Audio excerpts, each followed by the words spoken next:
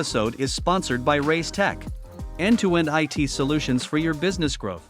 Okay, Cheryl, thanks for joining. Do I pronounce your name correctly, Cheryl? Good enough. Good enough. How, Yes. how it should be? It's Teach me. Cheryl. Cheryl. Yes. Okay. But it's hard for anybody other than English speakers to pronounce those letters at Cheryl. the end. Yeah. Okay. So if there's an extra I in there, it doesn't bother me at all. Okay. Thanks for joining us, and thanks for being in Vilnius, Yes. Agile Tour Vilnius as Oh, well. thank you for having me. You had a speech there around, to put it like that, the name was quite long, but the summary of it is that whether to choose it to work from home or whether get back to the office. And to admit, I didn't listen to your full speech, but I was there almost at the end. Oh, great. And I thought that's quite a hot topic these days. Exactly. And I mean, it's a headache for probably managers of our bigger organizations. It's a headache for simple team members, people, whoever they are, engineers or developers, I mean, or any other role. And people want freedom. Exactly. And managers, they do want to take in control everything. And Yes. I need to know what you're doing and Yes. when you're working, when you're not. Yes.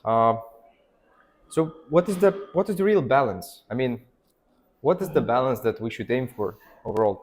After the COVID times, things changed completely. Absolutely. I think something that we learned over the course of 3 years how to keep all of our businesses going while people had to be fully remote. So many businesses who swore that they would never support a remote workforce had no choice. Yeah. Right? And they had to figure it out. I remember in the early days of the pandemic that there were businesses who had to figure out suddenly how to ship laptops to people that they said weren't allowed to have laptops. Right? So there were a lot of things that we used to think before were impossible, or the business said we will never do, that we figured out how to do. And we should first give ourselves a lot of credit for all the problems that we solved in trying to be agile and connected and collaborative while also being fully remote. That was hard. And so it's equally hard, I think, when the rubber band snaps. Yeah. And all of a sudden, we know over the last year, companies started saying, hey, it'd be great to come back you want to come back to office? And the answer from a lot of us over the last year was, no, thank you. I'm good. I'm good from home. I'm good. And eventually what we're seeing is more of the larger corporations saying, actually, we're not going to give you the choice. We're going to require that you come back. Why is this?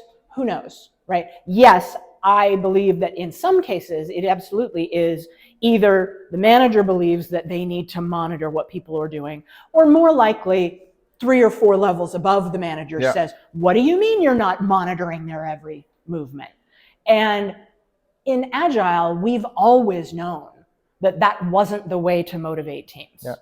One of the things I talked about early in my talk was going back to the Agile Manifesto, and not everybody reads the thing that's behind the manifesto, which is the principles, the 12 principles for Agile software development. And one of the ones that I talked about in my talk was that the best of everything emerges from self-organizing teams. Another principle that we talk about is build teams around motivated individuals, give them the environment and the tools they need, and trust them to get the job done.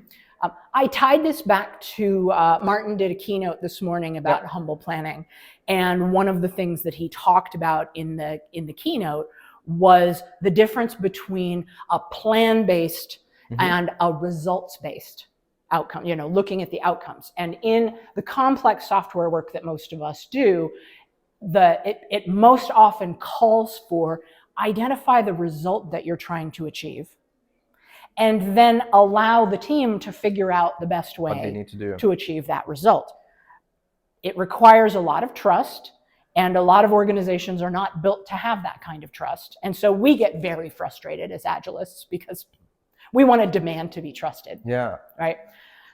I have to say, I have worked with a lot of Agile teams where it's not sufficient to just point to the Agile principles and say, this says you should trust me, therefore you should trust me. We really have to show the ways that we earn that trust, which I think we do. I don't think we're I don't think that we are, screwing around or swindling the company. I think we are doing those things. What I think we are sometimes bad at is talking about how we are supporting the company or how we are thinking about what is best for the company. And if we fall too quickly back on, you should just trust me because I said so, we're not really, that's not how trust works. So we do, towards the end of my talk, I talked about how one of the most important things I think a team can do in an environment where policies are too restrictive, there's too much control, they're not trusted, is, you can try to get another job. And some places that's the best solution. Go find a place that trusts you. But a lot of places don't trust us. And maybe we actually care about the mission of the company or the product that we're delivering or our customers. And so it's worth it to stay at that organization and try to build trust. The way we build trust is not by complaining that it was somebody else's fault when we didn't deliver the desired result. That's not how it works. So what we really need to do is gather together as a team and figure out, if I haven't been told what the desired result is or the goal is, and that's really common in large organizations. I'm given an assignment and there's no why behind it. And maybe I even ask, why is this? And no one will tell me. Oftentimes the people giving me the assignment, they don't know either because somebody gave it to them.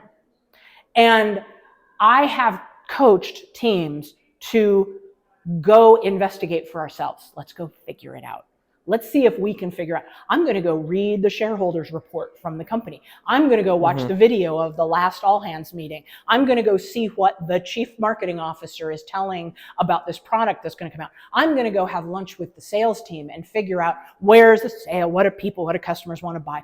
So if the team doesn't know why we're doing what we're doing, one thing we can do is go try to figure it out. Yeah, try just simply to learn it and then figure it out. But and even our best guess, even if it's wrong, is better than complaining about how we don't know.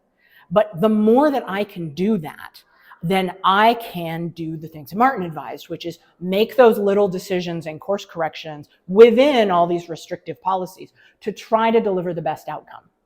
And the more that my team can work together to get as close to a good outcome as possible, the more I can start to earn the trust. Because I'm going to make, this is important, I'm going to make my manager look good. My manager is going to be able to say, this team delivered a great result. That helps them with their boss. That helps their boss with that person's boss. And that goes up to the chain. It goes all the way up the chain. And if I'm wrong about the desired result, I might be able to learn, well, what was I wrong about? Because now I'm like, oh, is that not the outcome you wanted? That might mean you do know the outcome you wanted, so and now you can tell it to me. Tell me. Absolutely.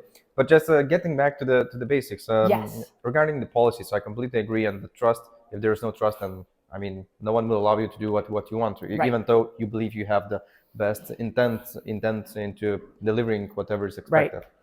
But if there are strict policies, people are forced to get back to work from office rather than from home. Yes. And even there were examples of someone said Monday, Wednesday, Friday, I think. Yeah. But so to get the trust, firstly, you need to accept probably where you are. Yeah. And actually do work with it rather than, as I said, there are two choices probably: accept it and do the change. Yes. Be responsible for your own actions, consequences. Yep. For earning the trust, or rather leave the company simply and take the other path. Exactly right. The third option is to stay and resist and fight and complain and be unhappy. And the problem is you don't enjoy that and the company doesn't enjoy it. And to me, that is a lose-lose. Absolutely. So you can do that if you want to. And I'm sure that some of your colleagues will be doing that. Grumpy cat, so to say, as Martin said. Yes, exactly. I like that phrase. Right. It doesn't help. And my issue is that it makes, if I'm the one who's doing that, who's showing up and being grumpy, I'm miserable. I'm making myself miserable. I'm making my experience of returning to office worse than it needs to be. And so I don't have to love the policy. I'm not going to brainwash myself into loving a stupid corporate policy. That's not what I mean. But one thing I talked about earlier in the talk is look for the things that we actually like about being in an office together. Look for opportunities to do the things in office that do work, because even I, who am very comfortable in my home office in my pajamas with my dogs, I like that better. Yeah. But I miss being able to catch up with someone over coffee and hear about what's going on in the team next door to me. Or what about this team that I have a dependency on? What's their work like? And how can we help each other? And that's the sort of thing that's really difficult to do in a remote environment or with Zoom. So if I think about, what do I miss? I miss casual conversation, because sometimes solutions come out of those chats, right? I miss being able to have fun with the team.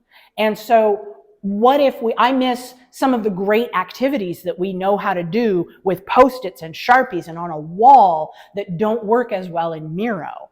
And so if I think about, honestly, it never was all good or all bad. What are some things that I miss when I'm fully remote? And if I have to be back in the office, how can I make sure that I'm going to do some of those things that are made possible by the office and get the benefits where I can? I'm not doing that to make my mean old employer happy. I'm doing it to make my job better and my team's job better. And yourself happy. And myself happier. Yeah, absolutely. So at the end. why not at least try to do that? Maybe I'm still grumpy cat 30% of the time, but could I try to have a more engaging retrospective format that we weren't able to do when we were all on Zoom? Yeah. How great would that be? And one of the things I talked about was trying to make sure that you maximize we all have, Agile is famous for having a zillion different kinds of meetings. Yeah. Some of those meetings really are perfectly fine over Zoom. I think a daily stand-up is usually perfectly fine over Zoom. A lot of teams are starting to do it in their chat app instead. And it's fine. Whatever works for the team, I think, works fine. But something like a retrospective, something like a planning session, those can be a lot more productive when we're all in a room together. So we can collaborate, we can create it together. The whole point. We're trying to collaborate and work together as a team. It allows us to do more easily things like breakouts, take a break when we get tired, right? Detect when people are nodding off and when do we need to change activity. So many things are enabled by that I want to make sure that if I have, let's say everybody's coming back 2 to 3 days in the week, I want to make sure that my planning session is one of those days. Absolutely. And let's use make the sure opportunity. Use the opportunity. The other meetings, I can put those on my remote days. I asked the group how many people have team agreements around having no meeting days, focus days. I said, for heaven's sake, if you have a no meeting day, put that on one of your remote days. Agree that the majority of the team, that's a great day for people to work remotely. That just helps them get even more out of a no meeting day, because the purpose of that is to help them focus on things. Right? So why not make good use of that in both directions? Think about what activities are best done together in person, what activities can be done well remote, and agree as a team that you're going to arrange them that way so that you don't have that mismatch or that friction. And it's worth talking as a team if you don't have a mandatory policy about which days to be in the office. It's really worth talking as a team about which days can we all be together. We don't, maybe not all three all the same day every week. Maybe we overlap one or two. Yeah. And how do we make the very best use of those days when we overlap? Because that's going to make us feel that at least I have something to look forward to on my much too long drive into the office. I can at least think, at least I'm going there for something I'm going to get value out of. Yeah, some people think at least, some people really eager and enjoys going back to the office. Absolutely. So there's a balance. Probably there are good things that you can do while working from home, and there are some regular days that it's even better maybe. Sometimes it's better to work in the office. But just getting back to the principles, one thing that triggered me, one of the managers I've been working with some time previously, we talked about the principles, and there was a discussion around working from home or being in the office. And indeed, the thing is about the principle that talks about face-to-face communication is the first most efficient and effective way. Yeah. And he was saying, so that's the reason that you need to go to the office if you want to be, get most out of it. And I completely agree regarding this point. But the thing's changing still. And what does mean face-to-face communication? Exactly. Can it be virtually and having video on? Maybe yes, but then what I actually noticed these days, that not everyone actually is using cameras that True. often. And it's really comfortable, as you said, to sit in pajamas, some even having a smoke or whatever, eats, drinks, Oh, and yeah. just, camera off, and you don't have that interaction. You don't know if people are nodding, if not, and That's right. there are some probably other basic agreements or rules that probably needs to be discussed within the team. If there is a balance needed of working from home, that's how we do react. Yes. That's what channels we use. Yes, that's right. So I think you're exactly right. One of the things we talked about at the top of my talk was the Agile principles were written in 2001. So we didn't have Zoom. Not such We didn't technology, have yeah. fully remote. I'm sure that they imagined that we might someday, but that's not what that principle didn't And take that that wasn't into the purpose. consideration. So does a Zoom meeting count? We don't know. We It can depends. assume. It depends. Yeah. And so I think you're exactly right. One of the things I remember us talking about a lot at the beginning of the pandemic was the challenges that people had in working fully remote. Was I'm very fortunate that I have enough room in my house to have a dedicated office. But many, many, many of my colleagues do not have that. And so I was very accustomed to people who were sitting on a stool in their kitchen and you could see their living room behind them. Yep. And of course, we know like many people who were working from home had challenges of their children were at home or their spouse was working, in the corner of the room over there and they're trying to be off each other's cameras. And, so it was something that we talked about in those days was how can we be empathetic about people's circumstances where maybe they don't feel comfortable having their camera on. One of the policies that I had as a consultant, as a colleague, was that I told all of my colleagues, I want to see your children on the camera. If your kid interrupts the meeting and comes and says, Mommy, Daddy, I want this thing. I was so sad to see a parent go, stop, I'm so embarrassed, make them go, I'm so sorry, I'm so sorry, I didn't mean for you to see my kid. And I said, can you bring your kid in? Can I say hi to them? Can I show them my puppy? It's right? It's part of life. It's completely normal. It's exactly normal. part of your life. And I wanted to do what I could to make people feel safe, that you don't have to have a perfect background in your view. You don't have to have a perfect internet connection. It's okay if you get interrupted. My dogs are going to bark, right? They have a magical ability to know when I'm on a meeting that they shouldn't bark, and then they decide they're hungry. This happens. And so one of the things we talked about quite a lot in those days was how can we make that people feel comfortable that it's okay that your life is also happening in your home. That's normal. Yeah, and so to say, what it reminded me, it's okay that you have certain issues, certain challenges, that you're not perfect. Yes. It's around being vulnerable to others. That's right. It's like creating the trust. That's right. And so I also heard back from parents who would say, it's fine that you want to see my cute kid. However, my cute kid is bothering me.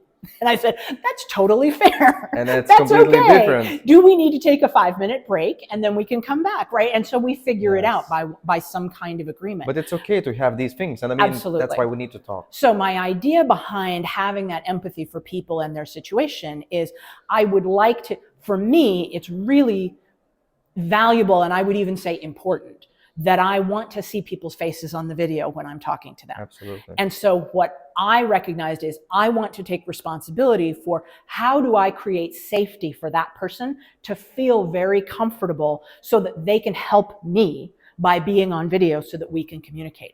And I always have my camera on. If my situation in my house is not perfect, I always have it on anyway. If my hair is messy, and I will tell them if I need to eat some lunch, I say, I'm going to go on mute, but I'm going to eat this lunch.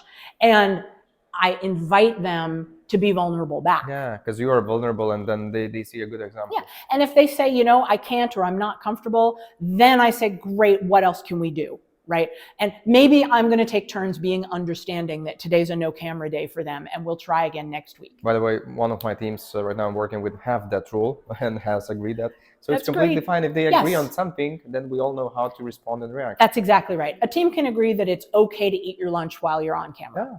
Or a team can agree that I don't feel comfortable eating lunch while I'm on camera. The noodles are very messy, and therefore I'm going to turn my camera off for a few minutes, but I'm going to use emoji reactions to let you know that I'm still here, or I'm going to be in the chat. All of these are things that And any that's answer another is very fine. good advice, by the way. For we have as well a team that has different reasons for why they cannot turn on the cameras, but there was an agreement. So how for facilitator to read the other people's reactions? Yes, How do they see exactly. each other? So there wasn't a simple agreement. Let's use emojis. Exactly. Zoom has that invented. So, Well, it's nice that they've let's added use it. so many features that make that possible. So and of course, it this works in enables. Teams and other things. So it's how do you are looking for what's the intention, right? You're trying to make sure that people know you're there, that you're present, that you're engaged, because even if you are, it's very difficult for them to see it if all they can see is your profile picture. And so how do you signal to them, hey, I'm still here, I'm listening to you, I have a thought about what you said, I want to raise my hand, right? And there are lots of ways to do that. All of those are the kinds of things that team working agreements are great for. Absolutely. And it's wonderful when teams can choose to say these things out loud and write them down and say, we as a team agree. And maybe someone leaves the team and a new person joins and their circumstance is new and we've not seen it before. Let's go back to the team agreement and not just tell them what it is, but invite them to help review it and adjust. Exactly. Because we're agile, that's what we're supposed to do. Be agile, be adaptive and flexible to the environment. And inspecting and adapting needs to start with ourselves. We need to look at our own practices and figure out which of our practices is working, especially in an environment where so many constraints are placed upon us. We're not trying to say, I'm going to inspect and adapt how you should change the policy. We're going to say, we're stuck with the policy. Therefore, what can we do to help each other navigate this policy? What can we do to mitigate this policy? That's all we have. And it's such a powerful tool, and I'm always surprised to see teams who struggle with using it, because we could do so much to make our jobs better. Yeah. Thank you for your time. We discussed many things already. Just to remind myself, it was about the balance, the home, the office. Yes. Then we discussed what are the ways of actually many great ways of working virtually, but what it is you can use, not forget to. And as well as you said, one of the things was as well that each person needs to be responsible for him or herself actually into making the change. If you want the organization to trust you, yes, you need to be responsible for actually taking the actions and being the owner of these things. Then someone will trust you and will allow you to do the adjustments or work differently, work from different environments. And really owning, delivering a result that your company will value and appreciate. Figuring out what that is and then taking all the steps you can to get as close to that result as you can. And you just have to leave aside the temptation to blame other people when you might not get it perfectly, but you're owning getting as close to it as you can and really being thoughtful about what that is. Yeah. Thank you so much for your time. It was a pleasure to have a chat. Thank you. It was great being here and thanks for having me. Thanks for being in Vilnius.